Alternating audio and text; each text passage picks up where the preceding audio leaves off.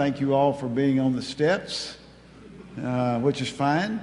And we're glad you're here on this beautiful night to celebrate the 10th anniversary of the Confucius Institute at the University of Central Arkansas. And we are honored to share this occasion with our friends at UCA.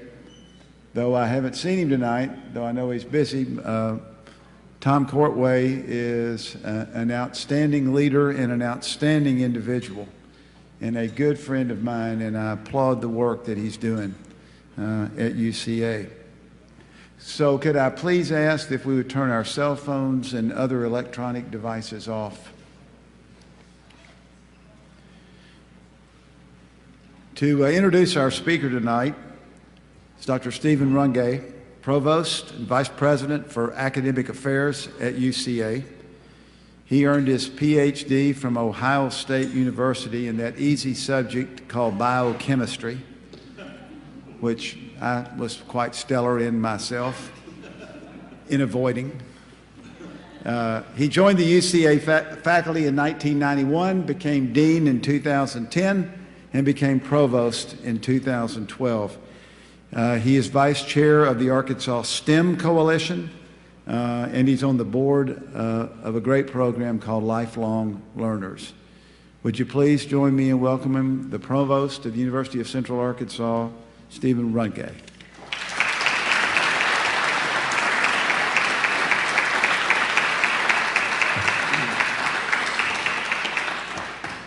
Thank you, Skip, and welcome again to everybody. We have a great crowd here tonight. Before I introduce our speaker, I have some honored guests who I need to introduce. First off is the officials from East China Normal University, our sister university in Shanghai, most notably Dr. Tong, who I will say more about here in a few minutes. Administration, faculty, staff, students from the University of Central Arkansas, and students and administrators from the Clinton School of Public Service. So welcome, thank you for coming. We have with us consulate officials from the Chinese consulate in Houston.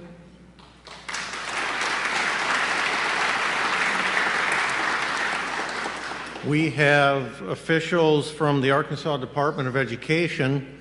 Many of you know that the Arkansas Department of Education is an important partner with us in our Confucius Institute and the Teach Chinese Arkansas program that we administer jointly with them. We have officials from the Arkansas Department of Higher Education, and I know that the Honorable Shane Broadway, the director, has just recently stepped out, but we appreciate him coming and visiting with us. We have Dr. Eduardo Frailer, who is a federal judge from Argentina, who is here with us today.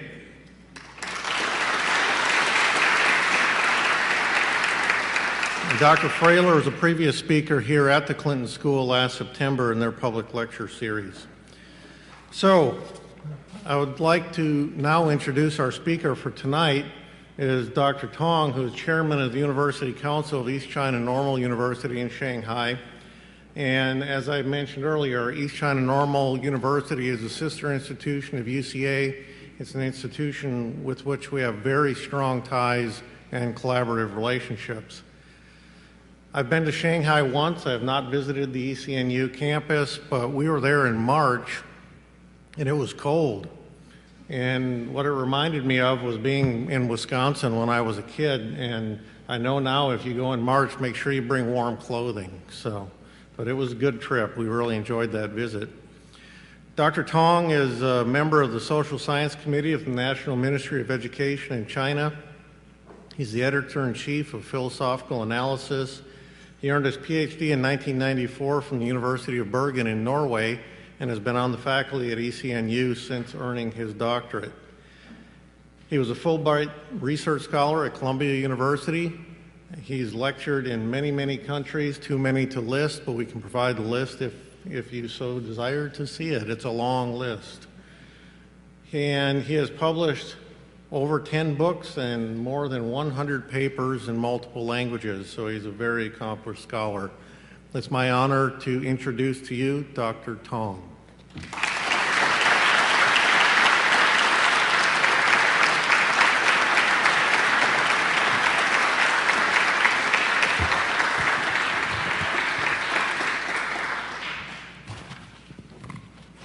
Oh, it's such a great honor for me to be invited to be here and to share some of my ideas with you.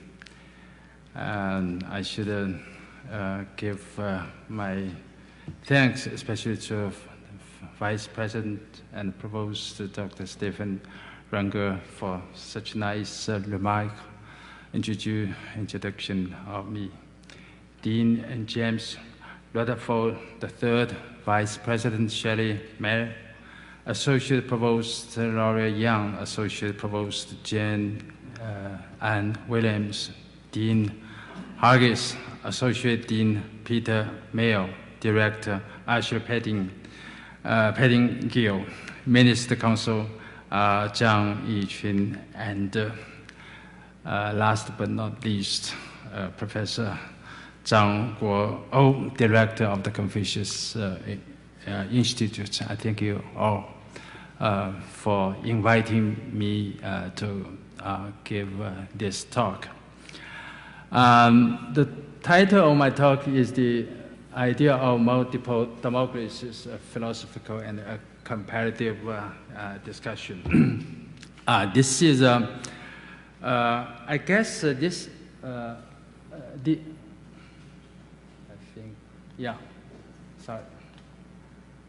idea of multiple democracies is, I don't know, maybe it's a term coined by me.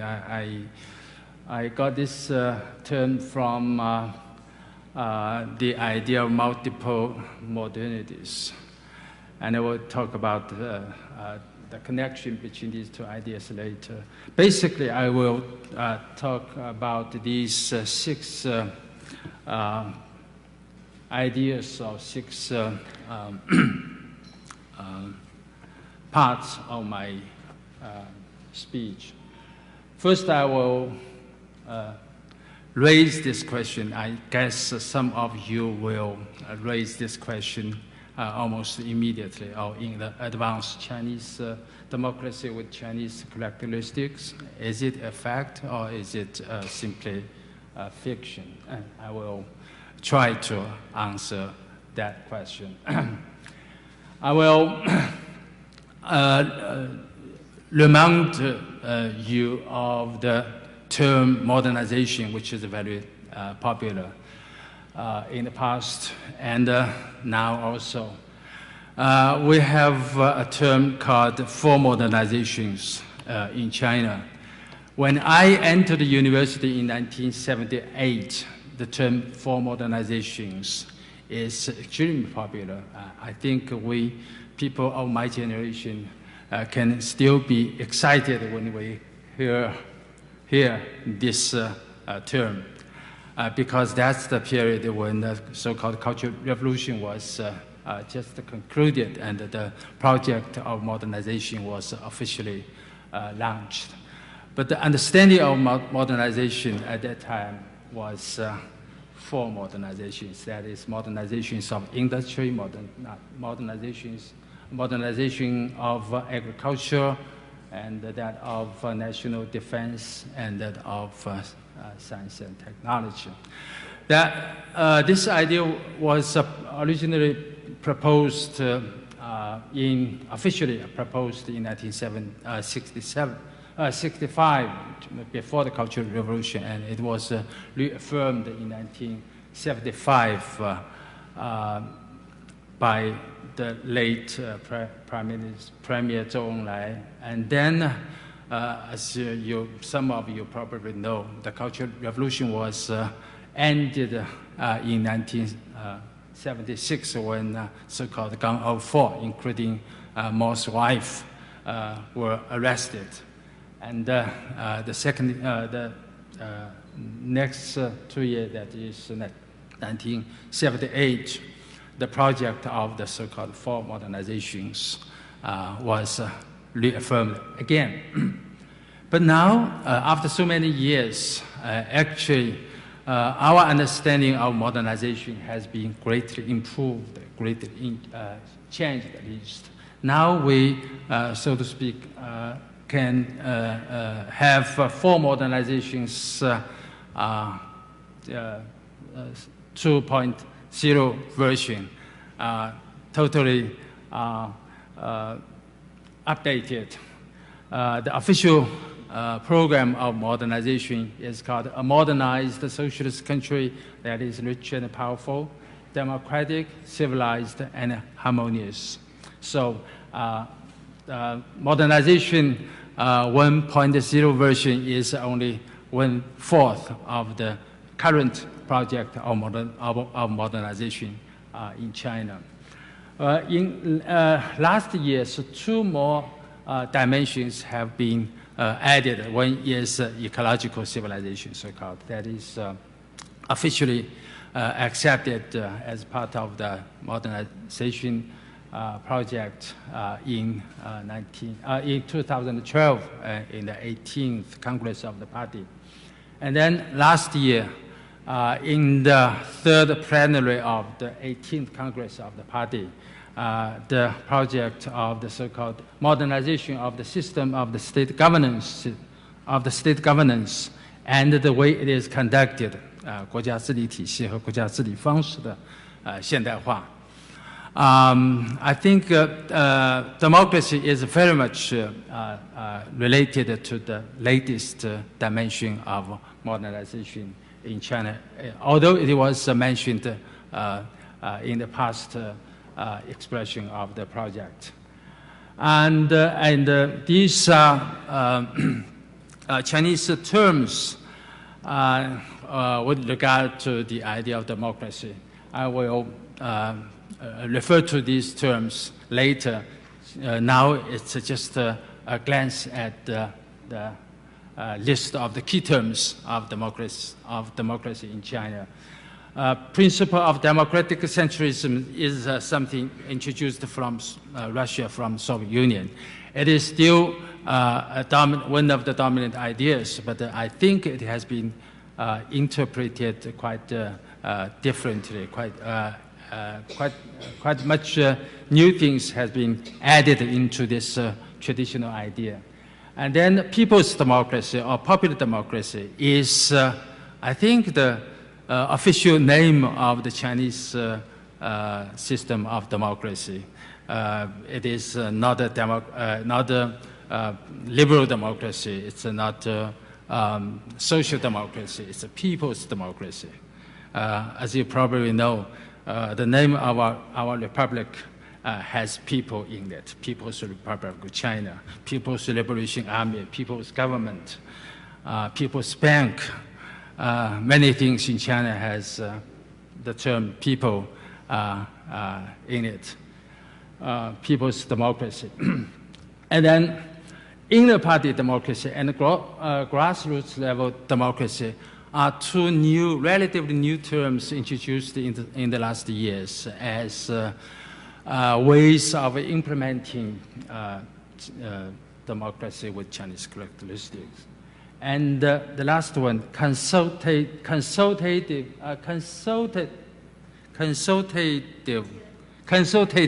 democracy or deliberative democracy is the very latest adoption of terms related to democracy. 3 days ago or 4 days ago, President Xi Jinping made a major speech on the occasion of commemorating the 65th anniversary of the establishment of the People's Political Consultative Committee. And in that speech, he somehow elaborated in detail the Chinese idea of consultative democracy. That's actually the official English official way of translating the Chinese term 协商民主. But we scholars tend to like to translate the Chinese term 协商民主 as deliberative democracy. I will tell you why. Okay, these are the key political terms in China. And I will also want to say something about my personal experience in order to help you to understand what I'm going to say. I was one of the first college students after the Cultural Revolution. I spent 3 years in a state-owned farm before I entered the university. And then in 1984, after I finished my MA study, I became a teacher at my university, East China Normal University. In 2004, I was appointed to another position in Shanghai Academy of Social Sciences, and in 2011, I was somehow called back by my colleagues to East China Normal University. Officially, I was appointed by Minister of Education on the basis of widely collecting opinions both at ECNU and Shanghai Academy of Social Science. That's one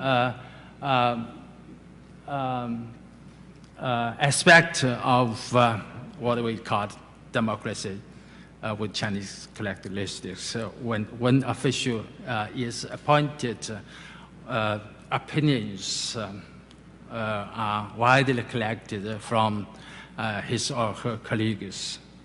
And then in 2012, I was elected by the party representatives of the Party Congress of the university on the basis, again, of a quite complicated procedure, which is also somehow supervised by a Minister of Education. So my time is not easy. I need to be accepted by the Minister of Education. Then I also need to be elected by my colleagues at the university. In the history of East China Normal University, one party secretary did not got the election in the party congress. That happened when I was an associate professor. I forget what role I played in making that strange, dramatic political event. But anyhow, I need to be elected by my party member colleagues. And then I also have to be graded, literally graded, by major staff and faculty members of ECNU in an annual assessing meeting supervised also by Minister of Education. So each year I have to go through annual assessing provided by my colleagues. And as a university leader, I actually am monitored by possibly any person through anonymous offense reporting channels. The result of this kind of reporting, if any, can be very grave, as you know from the news reports, especially this month in China, right? Then my major job is to chair weekly meetings that are supposed to make top decisions, either as consensus reached through discussions or as results of votes by the committee members. The official name of our governance system of university is so-called the 党委领导下的校长副职制. How should I say? President is responsible for everyday running of the university under the leadership of the party committee. I am the secretary of the party committee, and the legal representative of the university is the president. So he is the president, I'm the secretary. So it's a kind of dual system of governance. Maybe that's also the case in many other university systems. Anyway, this is my personal experience. I hope it will help you to understand what I'm going to present. Then the first major idea I want to elaborate is the idea of multiple modernities. This idea has been quite in fashion, actually, especially since the publication of a journal called Daedalus. It's an official journal of the American Academy of Arts and Sciences, edited by Eisenstein, by Zhu Weiming, this group of people. Since the publication of that issue of the journal, the term multiple democracies has been quite influential.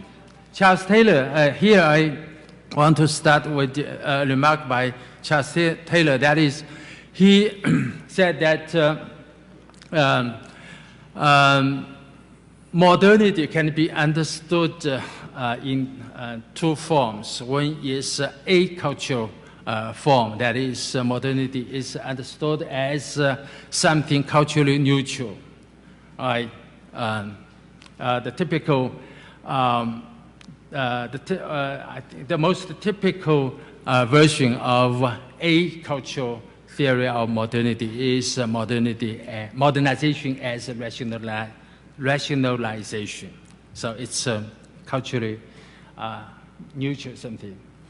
But Charles Taylor argued for an understanding of modernity as something culturally significant. That is, different cultures will give deep influences upon the way a country's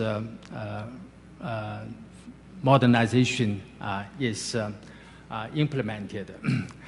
And in a similar spirit, the Israel sociologist Eisenstein regarded modernity as a story of a continued constitution and a reconstitution of a multiplicity of cultural programs. So since cultures are various, so modernity must be also in plural forms. And then ideas like alternative modernities or multiple modernities are derived from what I have just talked about. That is because cultures are so many, so modernity must be more than one form, that is more than the one dominant or studied in the West.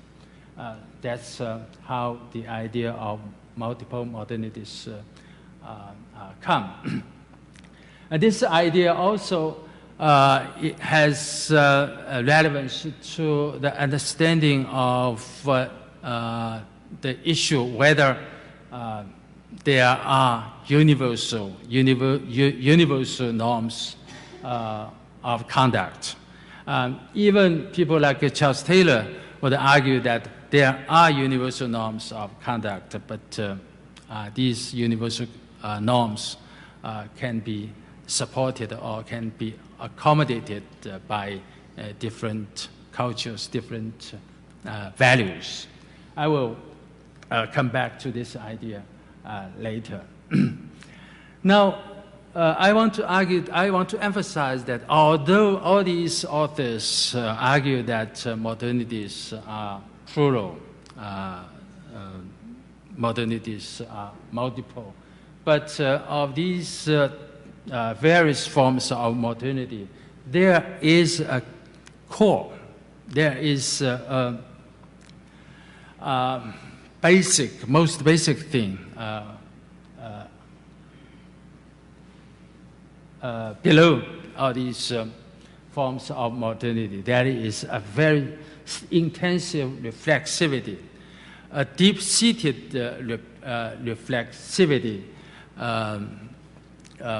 can be found in all these various forms of modernity. This is a remark made by Eisenstein in a book published in 2002. And I want to continue my argumentation on the basis of this idea. That is, although there are various forms of modernity, but there is a deep-seated reflexivity as the core of all these forms of modernity. And then, on the basis of, this deep-seated reflexivity, we can see the understanding of modernity as a form of autonomy, this widespread or standard understanding of democracy should be somehow modified, be improved, I guess, also. That's why I use the term responsible autonomy. I mean, actually, if we understand democracy in the usual way, that is, understand democracy as a form of self-governance, of self-determination, a form of autonomy, I think that is not enough. There should be two principles within the system of democracy. That is the principle of autonomy, of course, but that's only one of the principles. Another one is the principle of responsibility. When we justify who has the right to vote, who has the entitlement to be, elected or something like that, actually we implicitly accept the idea of responsibility. And this implicit principle of responsibility is more important because of the necessity for us to apply the principle of democracy not only to individual citizens but also to communities, because in democracy we make decisions not only with regard to individual citizens, we make decisions with regard to communities, of course. And we make decisions not only with regard to a current generation, but also with regard to coming generations. So responsibility is heavier when we think of the coming generations. And in our times, two issues started both with capital S are so important that we should pay probably much more attention to responsibility now than in the past. That is security and sustainability. And when we think of the issues of security and sustainability, many things we were familiar with in the past actually have to be somehow compromised now. That's our experience when we pass through the airport security check system. Many things we have to suffer now. We would never accept it in the past, right? But now, because of the importance of security, we have to accept some ridiculous practices, right? But then what about the sustainability? Sustainability is the issue of security with regard to human being as a whole. Because of the importance of this issue, I think we should also pay more attention to the idea, to the principle of responsibility. And then that's why the title of one book by the German philosopher Jürgen Habermas is titled Autonomy and Solidarity. I think from this perspective, the importance of complementing solidarity with autonomy can be better understood. And this is a remark from Jürgen Habermas, the German philosopher, his book, Between Facts and Norms. By the way, I happen to be the Chinese translator of that book. He said, specifically, the democratic principle states that only those statutes may claim legitimacy that can meet with the assent of all citizens in a discursive process of legislation that in turn has been legally constituted. And this is very much in agreement with the idea of 协商民主, consultative democracy. I will talk about later. These major theoretical resources I want to take advantage in order to argue for the idea of multiple democracies. First is idea of Habermas. I just mentioned the modern legal order can draw its legitimacy only from the idea of self-determination, which is actually quite a radical idea. But preferably, that's the impression. That's the wording given by me in the spirit of Habermas, I would say. Preferably in the form of deliberative formation of the public wills. And then the second line, Feng Qi was my supervisor. He died in 1995. Next year is his 100th anniversary. He is regarded as probably one of even two most important Chinese philosophers after 1949. Our university have the honor to have Professor Feng Qi as our major philosopher, and I personally has the luck to have Feng Qi as my supervisor. And he has a system according to which an action is morally significant only when it is first undertaken rationally and then voluntarily. Rationally means following shared reasons, and voluntarily means following one's wills. I will say something more later.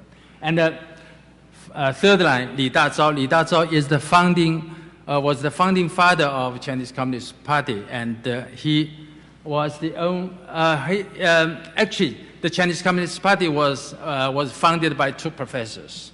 One was Chen Duxiu, the other was Li Dazhao. Chen Duxiu was discredited for his, his too important role played in party. Li Dazhao was killed in 1927, so he was not responsible for many failures of the party. So he managed to keep his credit, respect by almost all political forces in China. He is very much respected. By the way, the current President Xi Jinping referred to him many times, just in last, in the 2 years after he took the position, Li Dazhao.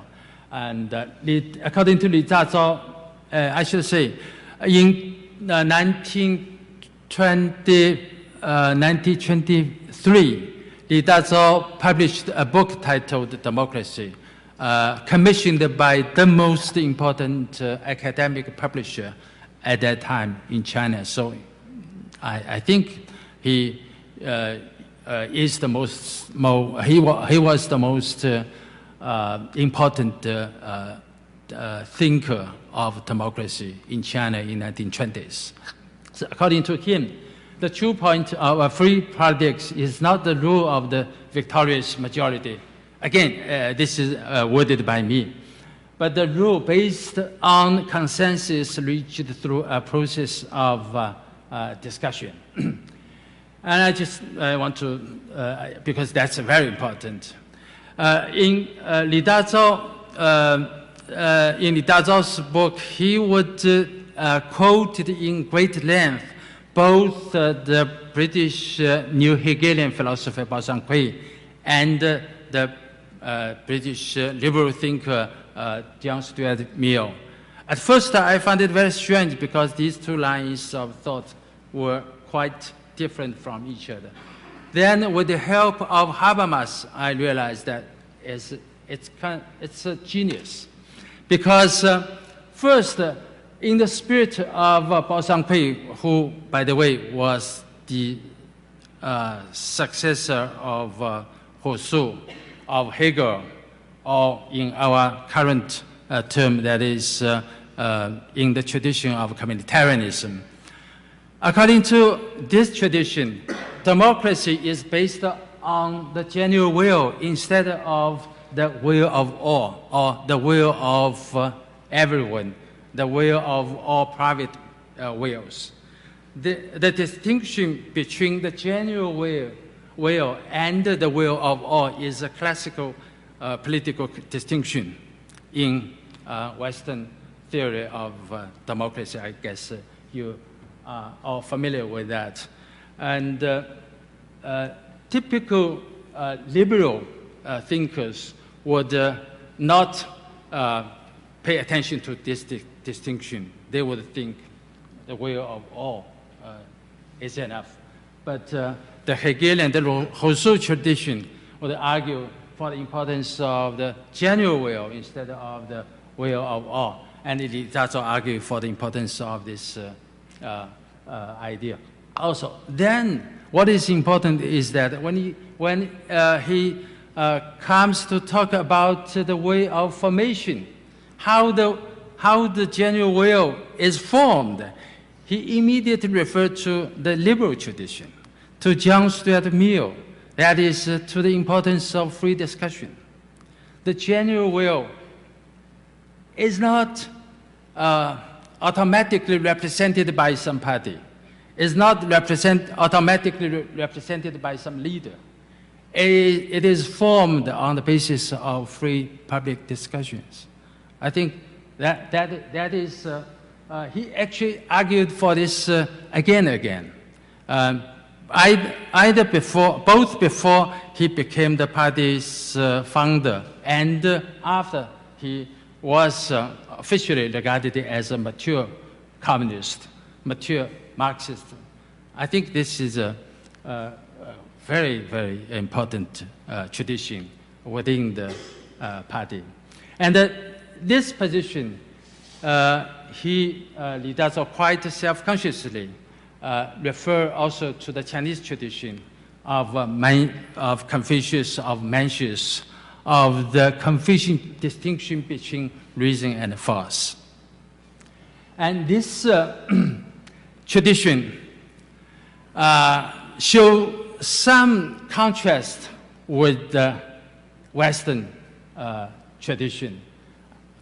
Of course, this contrast is very simplified, but it tells something. According to the Chinese tradition, human beings are good by nature. According to the Western tradition, I don't know whether you would agree with that or not. Human beings are good by free will because of the doctrine of sin. To be good, you need to have have a free will. You choose to be good, but in Chinese tradition, it is not your choice to be good. You are already good. Right. So that's a quite different tradition.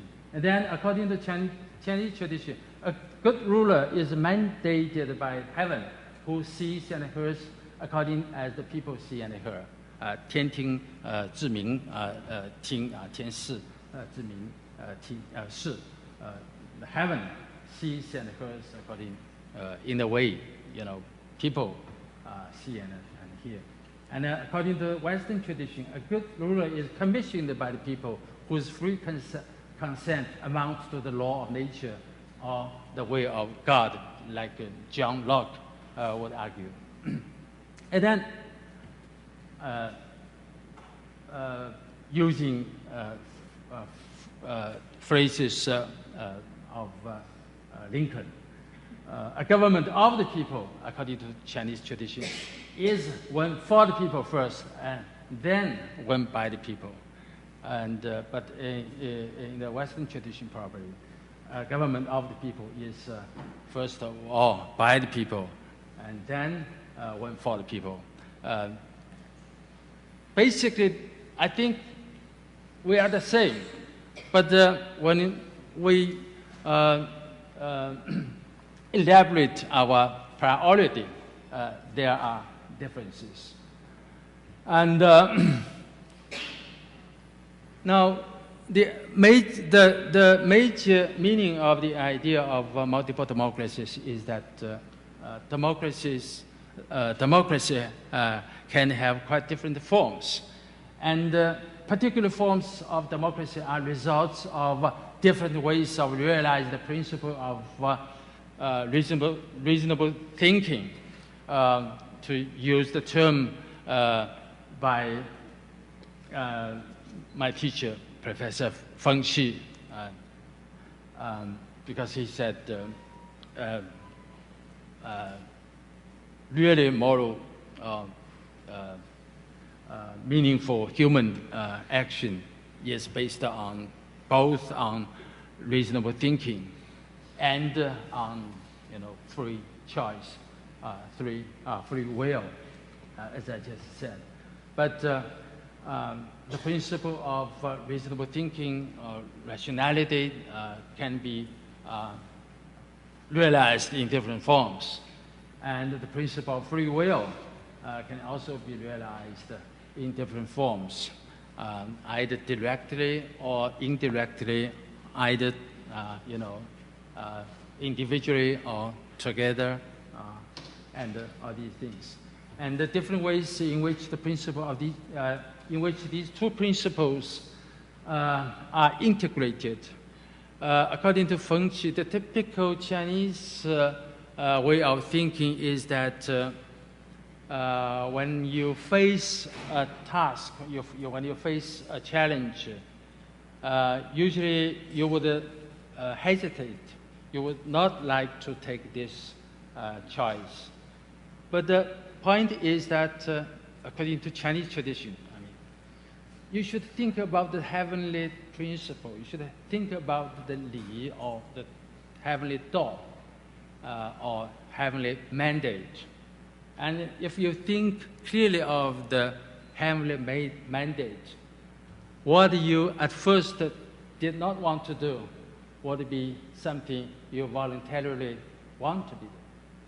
So the principle of reasonable thinking takes the priority. But it does not mean that free will is not important. Free will is important, but it is possible on the basis of reasonable thinking. When you think clearly of what you have to do according to the heavenly principle, you would voluntarily choose to do something you otherwise would not like to do. And that's the Confucian idea, and that's what the party has traditionally taught the party members to do. The advantage of this tradition is quite clear, because the rational thinking or reasonable thinking is, of course, very important. The disadvantage of this tradition is that what if somebody claimed themselves or himself to be the sole representative of the truth, and they or he teach the people, teach the party members to change their minds, to adopt, to accept what they otherwise would not be willing to take. And that's what actually we have experienced, especially during the Cultural Revolution. But reflecting on our historical experiences does not mean that we should give up all of our tradition, emphasizing the importance of reasonable thinking. So this is my first argument for the idea of multiple democracies. And then I want to refer to the idea of overlapping consensus. I want to take advantage of this idea, which is, of course, quite popular in the last decades in the West. I think this idea can also help us to support the idea of multiple democracies. This idea was originally at least made popular by John Rawls, the Harvard political philosopher. He argued that consensus are important for political stability as well as political legitimacy. In his later writings, he emphasized more the issue of political stability. He will say that consensus are very important. But then he distinguishes two types of consensus. One is a strict consensus, that is consensus based on same reasons. I agree with this policy, you agree with that policy, and we agree on this policy on the same reasons. In that situation, we have a strict consensus. But Rawls found out that actually in our times, which is characterized by the fact of reasonable pluralism, I mean, in every society, especially in the United States, in a country like the United States, there are so many different worldviews, different comprehensive doctrines. It's impossible to reach every consensus on strictly same premises. So he said actually consensus can be based on different premises. And you as a Christian, I as a Confucian, or as a Muslim can agree on the same social political structure, but on the basis of different religious or worldviews. So that's the meaning of the term overlapping consensus. And in his elaboration of the term overlapping consensus, the difference and the complementariness between the rational and the reasonable is very important. The rational and the reasonable. Usually we don't make clear distinction between these two terms, but when you think about the situation when we complain about one colleague, excellent scholar, but he is not socially friendly, not cooperative, we would say this guy is very rational, but not very reasonable. So rational and reasonable are quite two different things, right? Then this is the distinction given by John Rawls himself. To put it in a quite simple way, the rational means is a feature of concern with the end-means relation. To be rational means you have quite efficient means for a particular ends.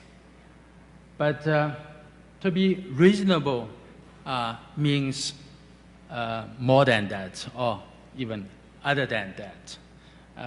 To be reasonable, you have to be reasonable with regard to ends also.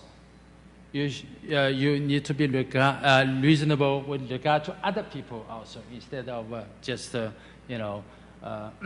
instrumental means. So these are quite different things.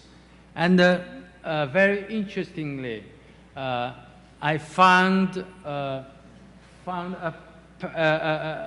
remark made by Marx as early as in 1843 in his letter to Arnold Ruger. He said, die Vernunft hat immer existiert, nur nicht immer in der vernünftigen Form.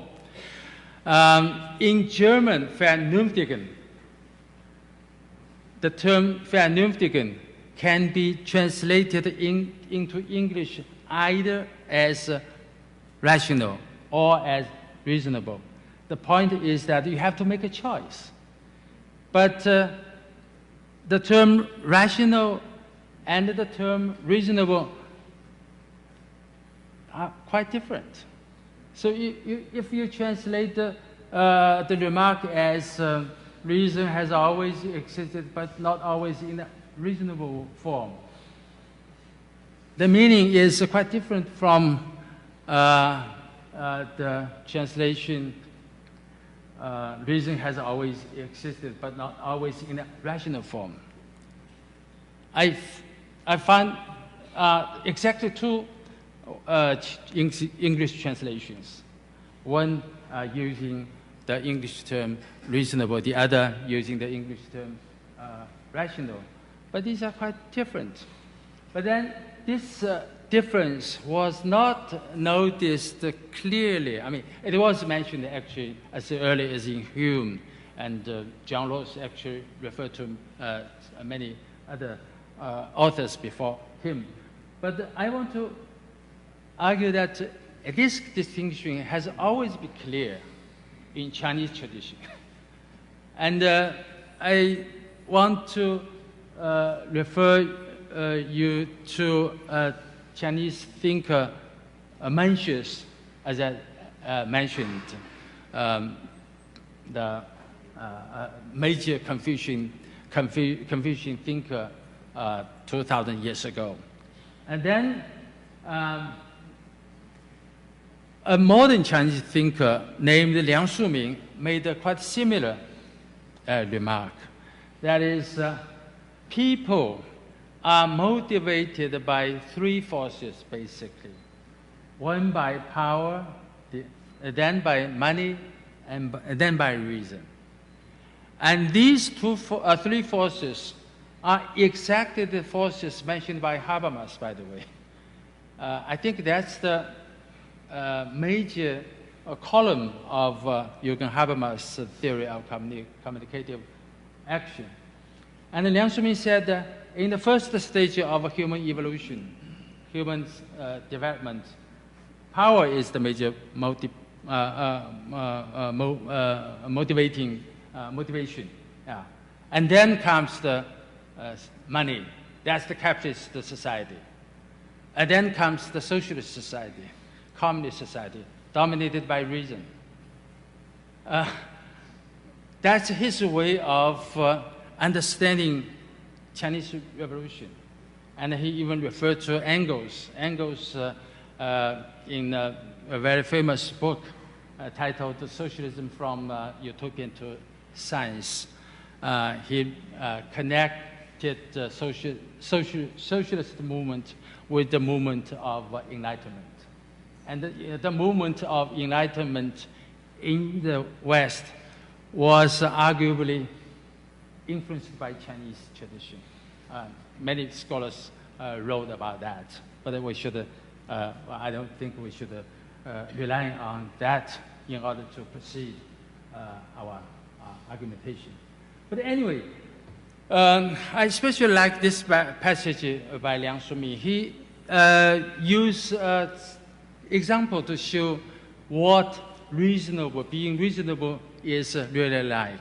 He said, take, for example, a person in a traditional family who has his parents above and his children below. If he does his best for them dutifully and complains about nothing, though exhausted, then neither his parents nor his children should blame him, even if the he sometimes failed to fulfill his obligations satisfactorily. They would be unreasonable if they blame. But if that person blames himself, he would prove to be an even more filial son and even more loving, caring father. That means to be reasonable, you have to rely on some reasons you have probably already accepted. But these reasons are valid according to particular contexts. Though these contexts are particular, but people have common sense. People have genuine feeling towards whether in a particular context a certain reason is valid or not. So this is how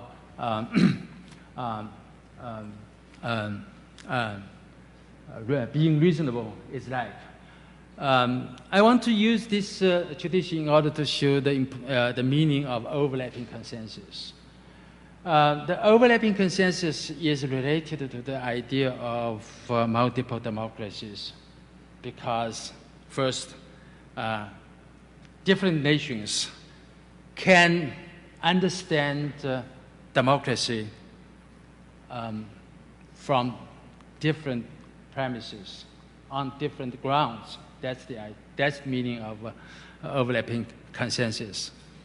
And then, in Chinese situation, we very much understand democracy as a way of forming consensus on different premises.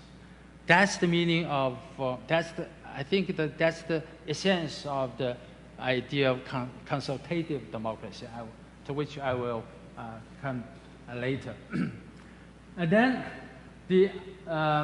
another idea I want to resort to in my argumentation for the idea of multiple democracies, that is the Chinese idea of 和而不同, harmony without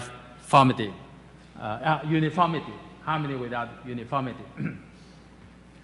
This remark was originally made in a very clear and short form by Confucius himself. The master said, the superior man. I think that the English translation does not catch the exact meaning of the phrase 和而不同. As you can see, I collect 3 English translations of that remark. But that's not the exact meaning when we Chinese are using this expression 和而不同. I think the basic meaning is correct, but when we use the phrase 和而不同, especially in political thinking, we mean more. As you can see, this is a remark made by Xi Jinping in his speech in Europe, in Paris, actually, earlier this year.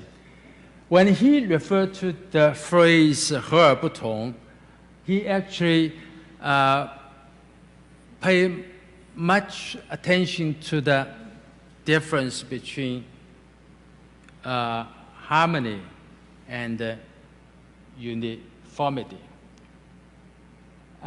or harmony and diversity, or I should say identity and diversity, because the relation between identity and diversity, or contrast between identity and diversity is, I think, very modern, very contemporary, important issue.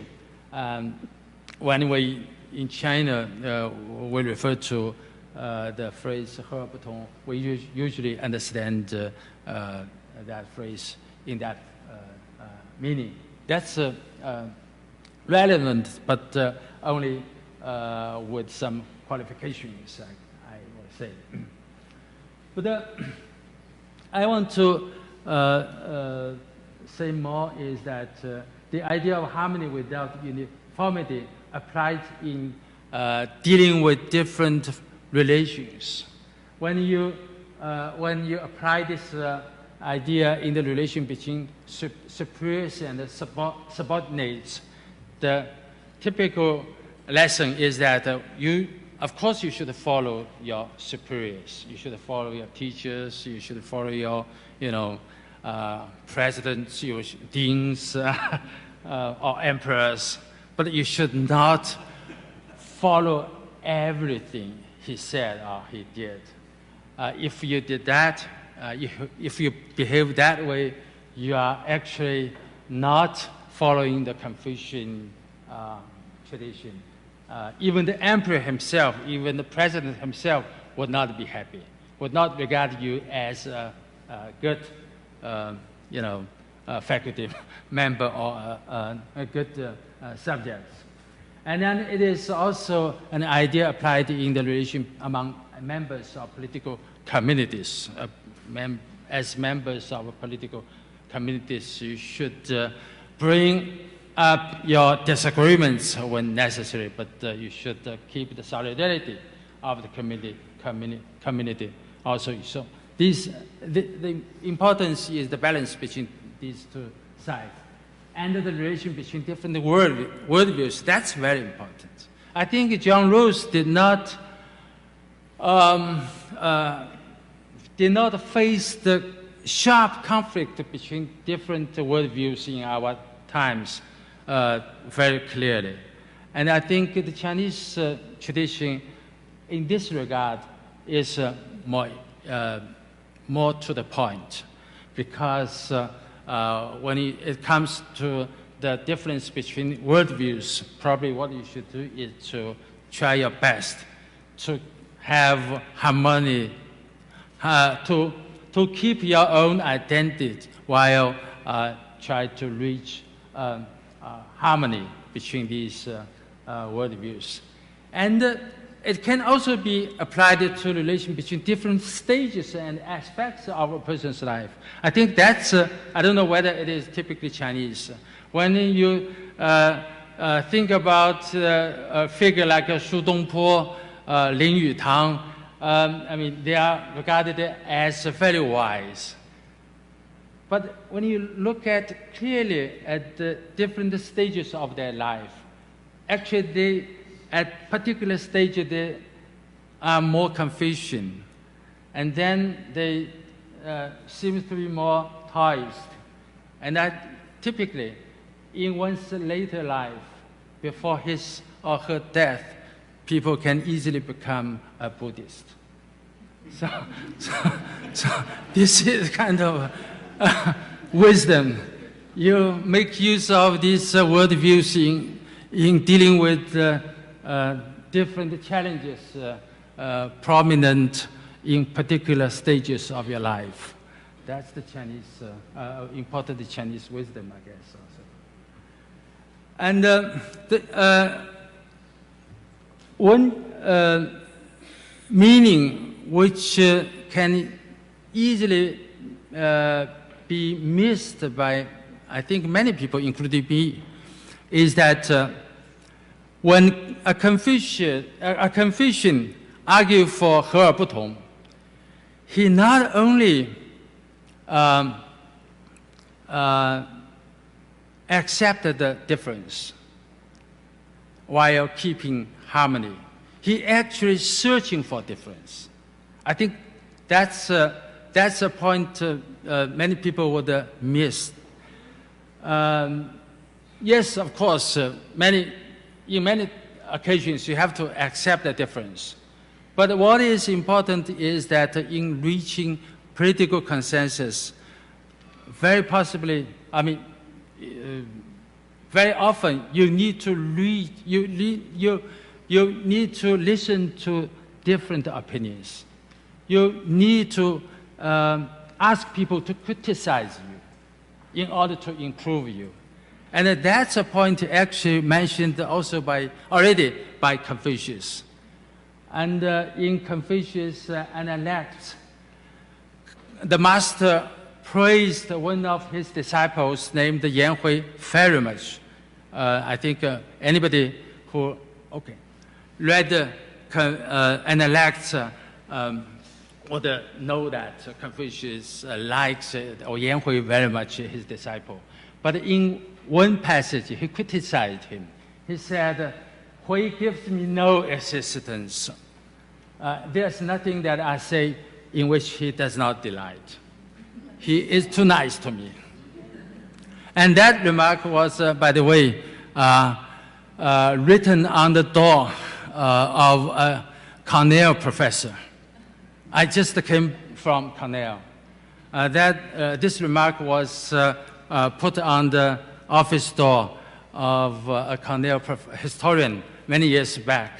That fact was noticed by Hu Shi. I don't know whether you know him or not. A very important Chinese scholar in 20th century. Anyway, I have to be quick. The most important wisdom, I think, is expressed in this Confucius commentary on the Book of Change. That is, 天下同出而同归而殊途这个殊途一致而百虑. Again, I don't think the English translation catches 100% the meaning of the original Chinese expression. And I just want to refer you to this remark made by Charles Taylor. I think that Chinese remark is very much in agreement with this remark made by Canadian philosopher Charles Taylor. That is, yes, of course, it is important that we should accept the difference between worldviews, between, different religions, but that's not enough. We should be engaged in a dialogue, in mutual understanding, and the future of the relation between different religions, different opinions, should be a process of learning, leading to a fusion of horizons. I think that's that's what is meant in the Confucian commentary on the Book of Change also. So now the conclusion. Democracy with Chinese characteristic. At first I raised the question, is it a fact or a fiction? Now my answer is neither. It's neither a fact nor a fiction. It is an ongoing project. And the reason why I said so, I have already partly given.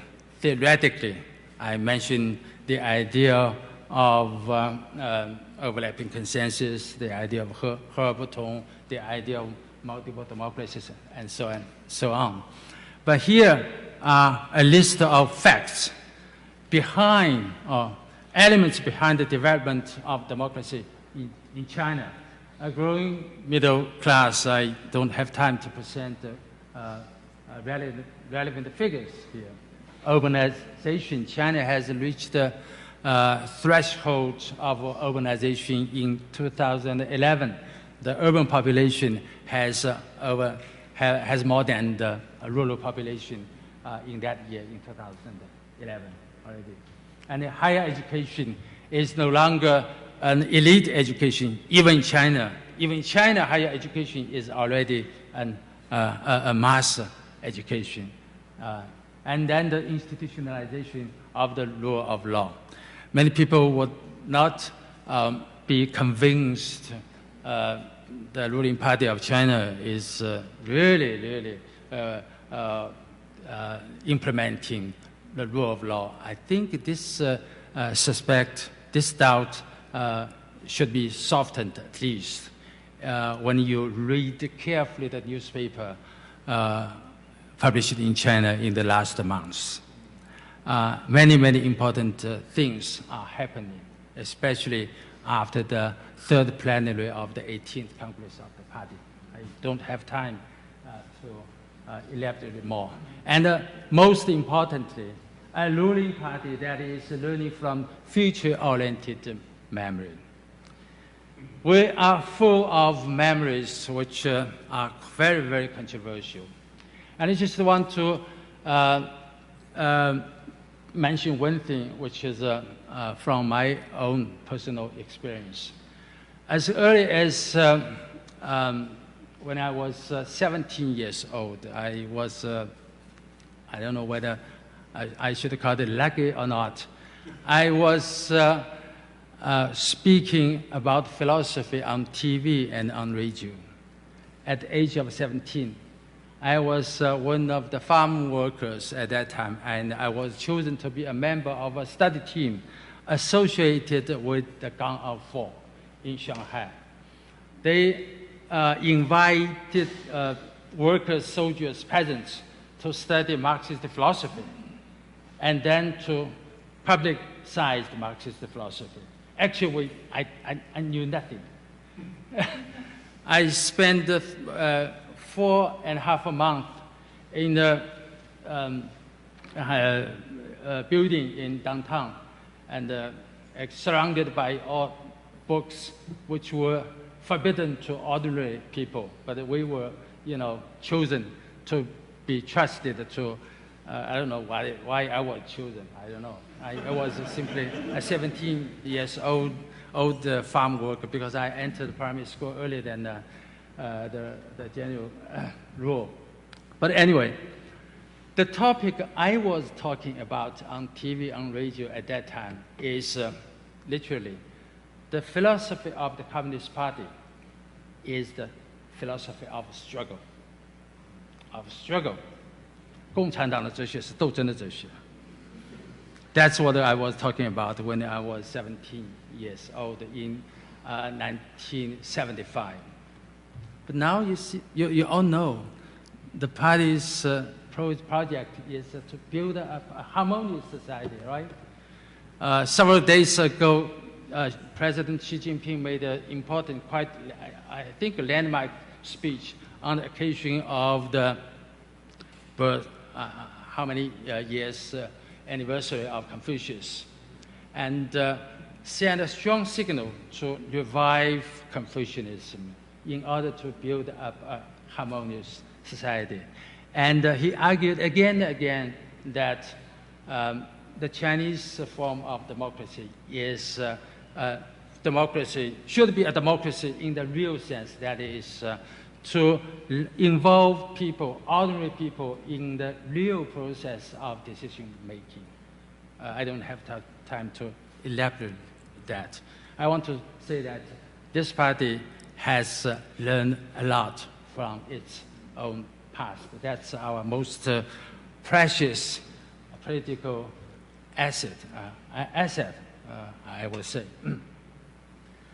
And these different cases concerning democratic opinion and will formation in China. I don't have time to talk more about how these national plans are formed. They are formed on the basis of thousands public opinion polling, consultations, expert discussions, all these things. And the third case is about Shanghai. This is something quite different, but tells probably more about what is going on in China. Some officially decided thing can be refuted, can be given up because of the public protest. That's not possible in the past, but now it's quite common now. And then in 2012 and 2013, there was a serious election fraud in Henyang. And how many people, more than 50 people's delegates got their election, were elected because they paid to be elected. And 200 or many more are involved in this scandal. This tells, then all these people were seriously punished, including the party leader, who was otherwise quite decent person. He did nothing wrong himself, but he did not take any measure against this kind of thing, or punishing people involved in this scandal. So that party leader was sentenced to how many years? 5 years? Several years criminal charge anyway. This tells us two things. First thing, people's delegates, the title of people delegates are no longer nominal. People are quite serious. People want to pay for these titles, right? People compete for being people's delegate, people's representative, or 议员怎么说? Representatives, anyway. And then second thing you can see from this case is that the government is very serious about punishing those who violate the rules, who violate the election election law, and things like that. But that's all. Thank you very much.